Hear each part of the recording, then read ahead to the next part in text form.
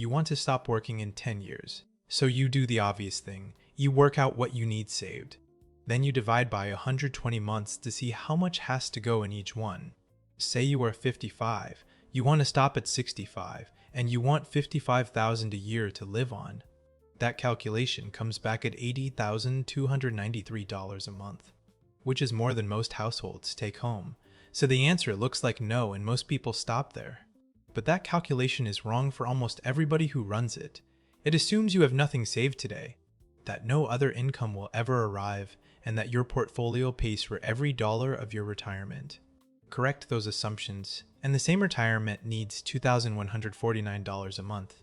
$2,000 instead of $8 for the identical retirement on the identical timeline. $6,000 a month sits between those two answers, and it is worth knowing exactly where it goes. I'm Tom. This channel is about real personal finance, the kind that works for normal people instead of the kind that sells you something. No motivational fluff, no fantasy returns, no get rich quick. Just what the math actually does over time. If that is what you want, hit subscribe. Start with how the calculator reaches 8,000 because the assumptions hiding inside it are the whole story. Retiring means your investments produce your income instead of your job. The standard guideline says you can withdraw about 4% of a portfolio each year without running out, which means you need about 25 times your annual spending invested. $55,000 a year times 25 is a target of $1,075,000.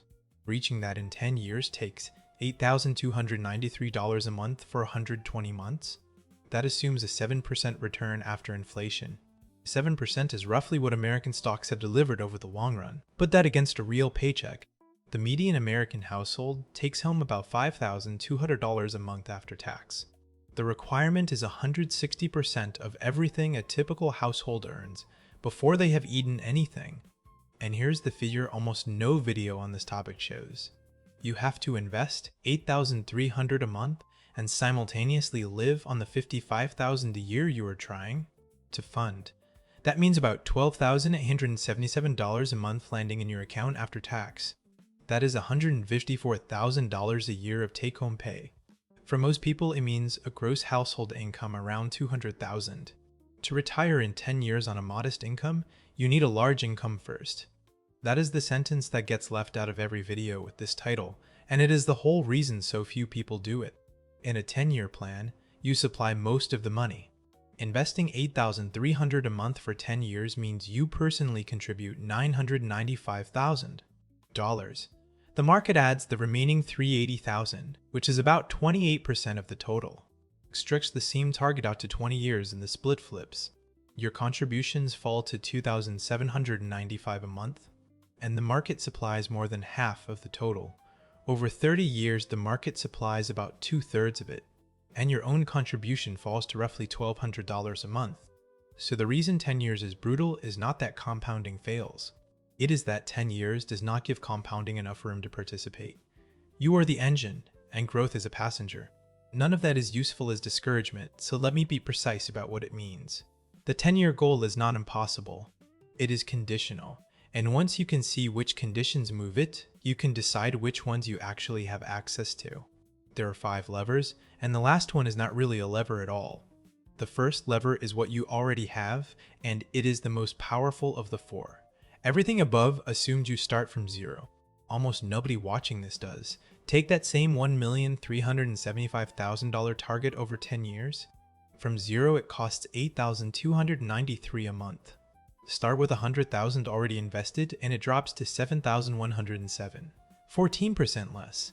Start with $200,000 and it is $5,920, 29% less. Start with $300,000 and you are down to $4,734, which is well under half the original. And at $500,000 invested, the requirement falls to $2,361 a month. The existing balance is now doing more work than your contributions are. Read that last one again because it contains the real lesson of this video. Somebody with $500,000 invested has already done most of the work. That balance alone grows to nearly $1 million over 10 years without another dollar going in. They are not saving their way to the target. They saved years ago, and compounding is finishing the job. This is why the 10-year question has such different answers for different people. It is not really a question about monthly discipline. It is a question about where you are standing when the 10 years start. The second lever is the timeline itself, and people treat 10 years as fixed when it is the softest number in the equation. That target in 10 years from zero costs $8,293 a month. The same figure in 12 years costs $6,405. In 15 years, $4,560. In 20 years, $2,795. Adding 5 years to the timeline cuts the monthly requirement by 45%. Adding 10 years cuts it by 2/3. That is not a small adjustment, and it is not a defeat. Retiring in 15 years instead of 10 is still retiring decades before most people do, and it is available at roughly half the monthly cost. The reason their curve is that steep is that in a 10-year window, most of the money has to be money you put in. There is not enough time for growth to do much. Extend the window and growth starts carrying a larger share of the load, which means you have to carry less. The third lever is the target, and this is the one with the double effect. Cutting your spending does two things at once. It lowers the pile you need, and it frees money to build the pile faster. Our example wanted $55,000 a year, which set the requirement at $8,293 a month. Drop the target to $45,000 and it falls to $6,785. At $35,000 a year, $5,278. At $25,000, $3,770. Every $10,000 you remove from your annual spending takes about $1,500 a month off the requirement. And unlike the other levers, this one keeps working after you retire, because the smaller life stays smaller. I covered the full version of this on this channel before in the video about whether you can be financially free in 5 years. The short version is that your savings rate matters more than your income or your returns. It moves both sides of the equation at once. The fourth lever is the one this channel's audience should pay the most attention to, and most early retirement content ignores it completely. Social Security. Every number in this video so far assumed your portfolio funds 100% of your retirement. For anyone retiring in their 60s, that assumption is simply wrong. The average retired worker collects about $2,084 a month, which is $25,000 a year. Go back to our example, the one who wants $55,000 a year. The naive calculation said $1,375,000, requiring $8,293 a month. But if Social Security covers $25,000 of that $55,000, the portfolio only has to produce $30,000. 25 times $30,000 is $750,000, not 1 1/3 million. The monthly requirement drops from $8,293 to $4,522. Social Security alone removed nearly $4,000 a month from the requirement, and it did it without you saving anything. That is the single largest correction in this video for anybody in their 50s. And it is missing from almost every 10-year retirement calculation online. Most of that content is written for people in their 30s who cannot count on it for decades. The fifth is less a lever than a redefinition, and for a lot of people, it is the one that makes this possible. Retiring does not have to mean zero income. Everything above assumes you stop earning entirely on the last day and never make another dollar. Almost nobody's actual retirement looks like that. Go back to the $55,000 life. If part-time or seasonal work covers $15,000 of it, the portfolio only has to produce $40,000. The target drops from $1,375,000 to $1 million. The monthly requirement falls from $8,300 to about $6,000. $15,000 a year is around $1,200 a month, which is a couple of days a week of something. And it removes more than $2,000 a month from what you have to save for a decade beforehand. That trade is worth understanding clearly. A small amount of ongoing income is worth an enormous amount of accumulated capital. Capital has to produce that income forever. The work only has to cover the years you actually do it. Now stack 2 of them, and you get the number from the top of this video. Our 55-year-old already had Social Security applied, which brought the requirement down to $4,522 a month.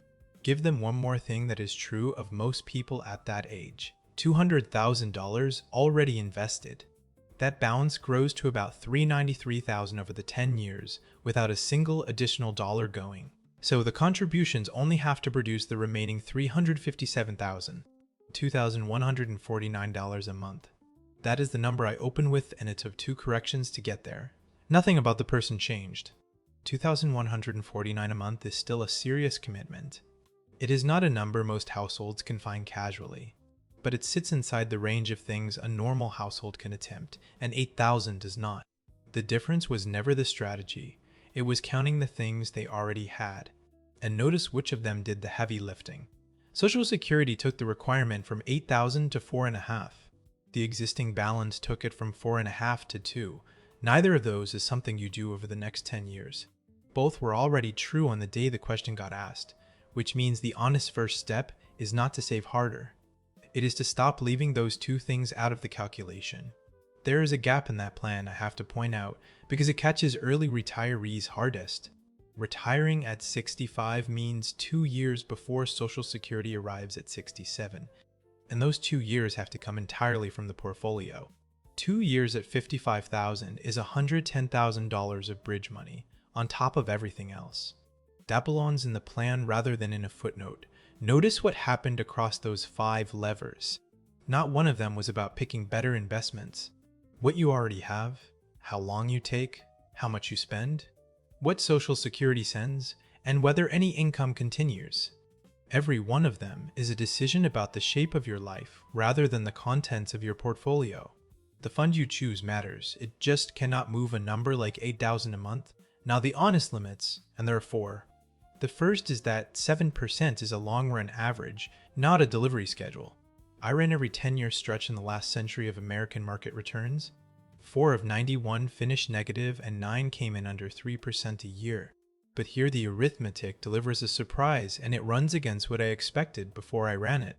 Because most of a 10-year plan is your own contributions, a bad market damages it far less than you would think. Run the same $8,300 a month through a decade returning 3% instead of 7%. You finish with about $1,140,000, 83% of the target. Run it through a decade that returns nothing at all, and you still finish with $995,000, 72%. A dead decade costs you less than a third of the goal because the market was only ever supplying a quarter of it. What actually breaks a 10-year plan is not the market, it is missing contributions. Skip the first year and you land at 87% of target. 2 missed years puts you at 74%, and 3 drops you to 63%. That is worse than an entire decade of 0 returns. So the contingency a 10-year plan needs is not about markets.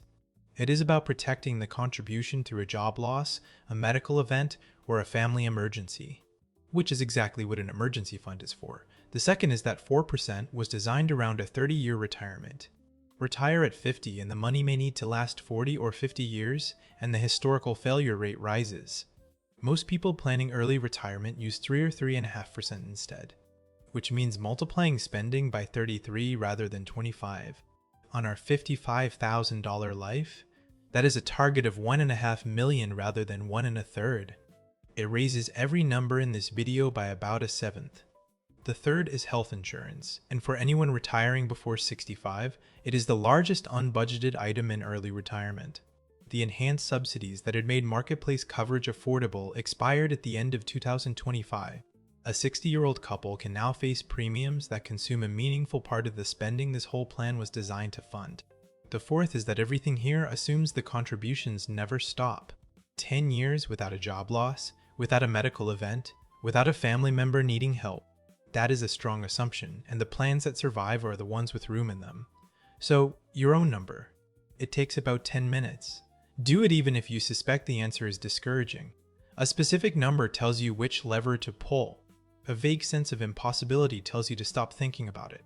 A vague sense that 10 years is impossible is worse than a specific number, because a specific number tells you which lever to pull.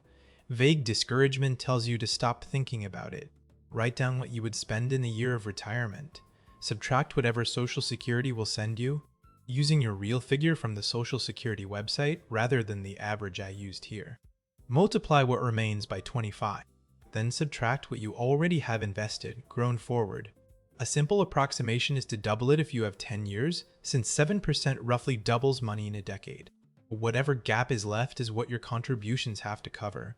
Divide it by 120 for a rough monthly figure before growth. For most people, that number comes back smaller than the one at the top of this video. For some, it comes back small enough to act on. If it is still impossible, you now know exactly which lever you need: more years, less spending, or some income continuing into retirement. And behind all of them sits the one nobody wants to hear about, which is a larger income today. It moves this arithmetic more than anything else on the list. $8,000 a month is what the naive version requires. Almost nobody has that, and anyone selling you a version of this video where that number is comfortable is leaving something out. But almost nobody needs it either. Almost nothing to do would do with starting from zero, retiring at 40, and funding an entire life from a portfolio with no other income arriving. So the question was never whether you can invest $8,000 a month. It is which version of the 10-year plan your actual situation can support. That question has a real answer, and it takes 10 minutes to find. If this was worth your time, hit subscribe. I will see you in the next one.